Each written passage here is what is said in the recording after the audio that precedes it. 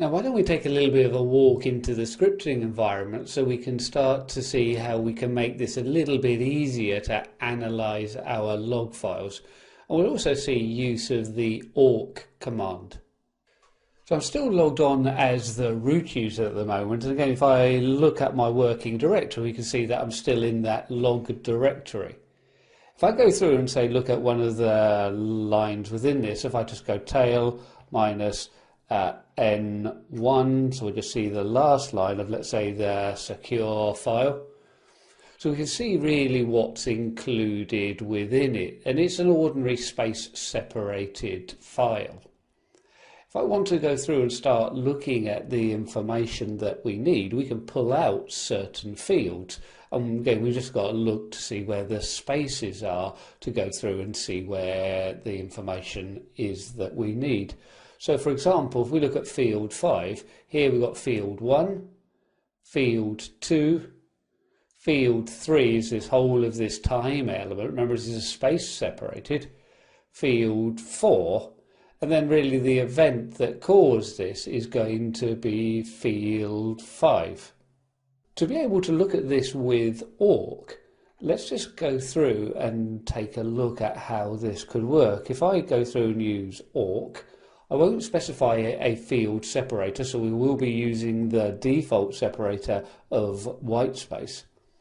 And then we open up our single quote and we say the range that we want to look for. So we're only looking for lines that contain sudo. We then go through into our main block of code that we're going to execute. And if we choose then to print, first of all, let's just do $0. $0 is going to be the whole line. So we're now really just searching for lines that contain sudo.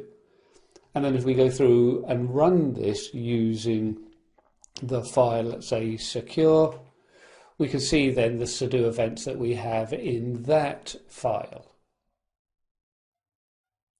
If we want to print out more pertinent information, if we choose field 5, then we just see then the event that we're looking for, sudo.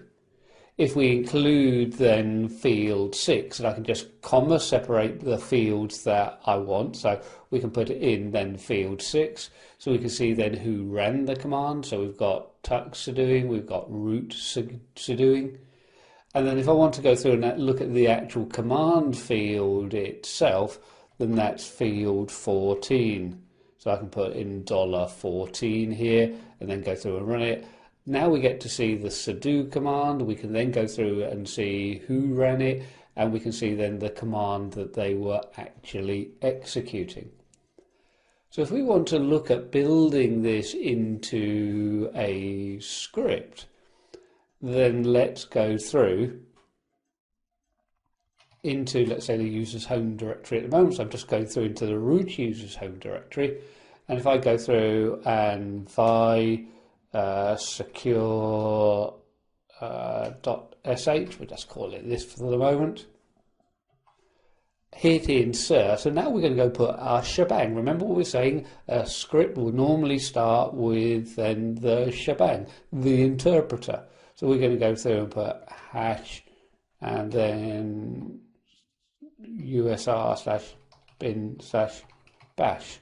So we've got now then the path through to our interpreter. We can then go through and start specifying elements that we want. So we can go through and put awk. And then if we go through and put in here, let's just go through and put $1, then we can pass the range that we're looking for through to the system. So that's an input parameter to the script. We can then go through into our main block of code, and again we want to print $5, $6, and $14. So this is then printing out the field. So now we're in the main block of code. We can go through and close that off. close off our quote, and then we can go through and look for $2. So we can specify the file to look at. Now when we look at this, this might look okay because $1 we're going to pass through and $2 we're going to pass through, but of course we can't see any difference between the dollars that we're using as our bash variables and the dollars that we're using as the variables within the fields, our fields within AWK. So there is a little bit going on here. Using single quotes, we don't allow our variables to expand.